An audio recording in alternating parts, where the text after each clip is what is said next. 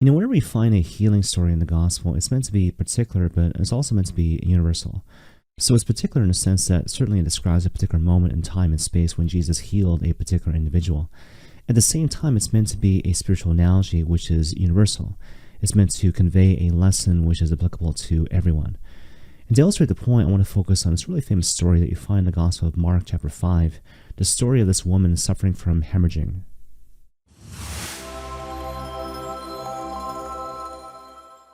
So as you might recall with regards to this particular story, this woman, she is bleeding for a period of 12 years. And so she's seen many doctors, but she hasn't become better, but instead she's become a lot worse. And so now she hears about Jesus Christ. Jesus Christ is passing by through this town. He's surrounded by people. And the woman tells herself, well, look, if I can only touch but the fringe of his garments, I will be healed. And she does so, and that's what happens. She's healed. But then Jesus suddenly stops and says, who touched me? And the woman emerges from the crowd, and she's afraid. And you hear that she emerges with fear and trembling. But then the Lord says, do not be afraid, your faith has made you well. And with that, the story basically ends. Okay, now there's a couple of things I want you to notice with regards to this story. First of all, this notion of ritual impurity. So according to the book of Leviticus, this woman, given her particular physical condition, would have been considered to be ritually impure, as a result of which she couldn't participate in temple worship, and what's more, she couldn't touch anyone, because of course if she touched them, they too would become ritually impure. As a result of which she's not only tired and fatigued and dizzy because of her physical condition, but on top of that she is lonely, she is scared, she is anxious because she's been excluded from respectable community. And so as a result, she is the embodiment of someone who is completely desperate and on the verge of completely losing hope.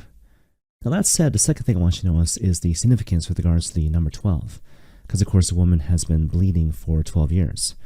So as a matter of background, you might recall that in the Bible, numbers have great significance. So in the Bible, the number 1 represents unity, number 2 represents separation, the number 7 represents perfection, and the number 12 represents what? The number 12 represents completion or wholeness, especially as things are brought into right relationship with God. So think, for example, of the 12 tribes of Israel, or think about the 12 apostles. And so given all that, the woman represents the entire nation of Israel, and by extension, the entirety of the holy people of God, who are seeking reconciliation, seeking wholeness, seeking completion, by bringing themselves into right relationship with God through the long-awaited Messiah. Okay, but that brings us to the third thing I want to talk about. And so, basically, again, if you go back to the story, Jesus calls out this woman from the crowd. But by doing so, he's not trying to embarrass her, he's not trying to humiliate her, but instead, he's trying to glorify her, he's trying to praise her in a certain sense. You got to remember that, in a certain sense, one of the best ways to give witness to God's glory is to come to him in our need, to come to him in our desperation, and to allow him to heal us, to bring us to a place of restoration, and then to share that story with the world, through our words or through our very example. And that's what's happening here. And so in a certain sense, what the Lord is saying to the crowd by bringing this woman out is like, look, this woman, through her faith, has shown that truly I am the Messiah. In myself, in my very being, is brought about the reconciliation of humanity and divinity, which in turn brings the entire nation of Israel to completion and wholeness. Okay, now I realize that all that might sound kind of vague and abstract, so perhaps I might kind of flesh the thing out a little bit by giving you a couple examples. And so the first example that comes to mind, apparently a couple years ago, there was a masterclass done on the subject of trauma. And it wasn't a Christian thing, it wasn't a Catholic thing, but it was a conference and a series of talks focused on a scientific perspective, a psychological perspective. Anyways, in the context of the masterclass, they raised 2 points which are kind of relevant with regards to what we're talking about today. And so the first point was basically this. Whenever we suffer any sort of trauma, oftentimes the secondary trauma is the fact that we have no one to share it with, as a result of which we feel alone, and we give into this lie that we truly are alone. No one cares, no one loves us, even God.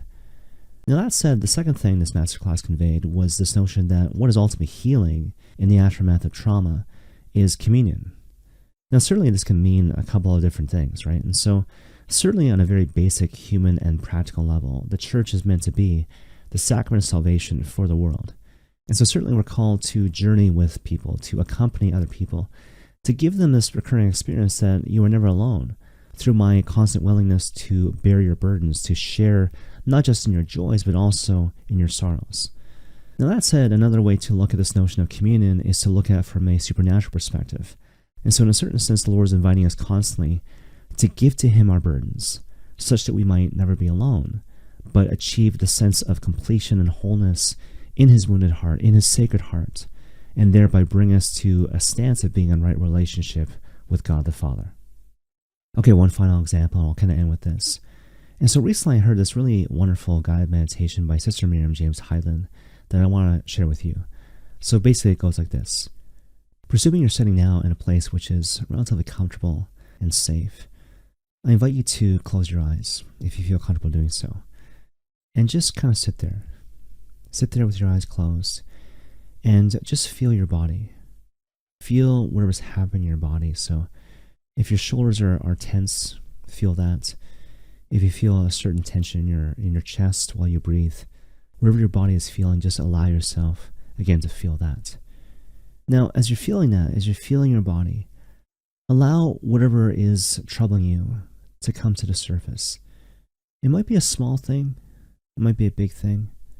It might be something recent. It might be something you've been carrying with you for many years, but whatever it is, allow that feeling to come to the surface. Now, name it. Give credence to your story. Honor your story. What are you feeling, and why are you feeling it? And take your time. Take your time to really honor the contours of your story, to really name in your own words why you're feeling what you're feeling and why you feel hurt in the way that you feel hurt. Now, imagine you're taking a walk, and you're walking in your favorite place. And so perhaps you love walking in the forest in the season of autumn. Perhaps you like walking on the beach in the middle of summer. And imagine you're wearing your favorite jacket, you're wearing your favorite pair of shoes, and you're walking and you're comfortable and you're relaxed. And all of a sudden you hear someone walking behind you, and you look behind you and it's Jesus. But at first you just turn back around and you continue walking. But then eventually Jesus catches up to you. And now he's just walking beside you. And you're walking in silence. You're not saying anything, but you're just walking comfortably in silence, side by side. And then finally, when it seems right, you both stop. Jesus stops. Perhaps you stop afterwards. And you turn and you face each other. And so Jesus is looking at you, you're looking at him. And you just look at his gaze, and his gaze is so peaceful. There's no judgment, there's no condemnation. There's just love. And if you're willing, that thing that's bothering you, imagine you're holding that thing in your hands. Again, it might be embarrassing, it might be shameful, it might be difficult for a whole variety of reasons, but imagine you're holding that thing in your hands, and you get the sense that Jesus invites you, if you're comfortable, to give that thing to him. And let's say you say yes. And so he takes that thing in his wounded hands and he places it in his heart, in his sacred heart, in his pierced heart. And then he takes his hands.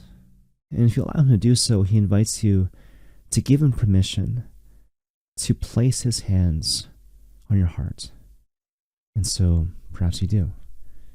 And so you feel his hands. And his hands are strong.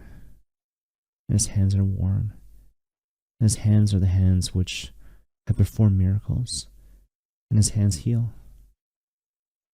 Jesus Christ, we thank you for the gift of your sacred heart. We pray that we might always have the courage to share with you our burdens, our fears, our troubles, whatever is bothering us at any given time, such that you might bear these things in your sacred heart, in your pierced heart, in your wounded heart, to allow us to find rest and thereby share in the peace of Christ. And may God bless you all.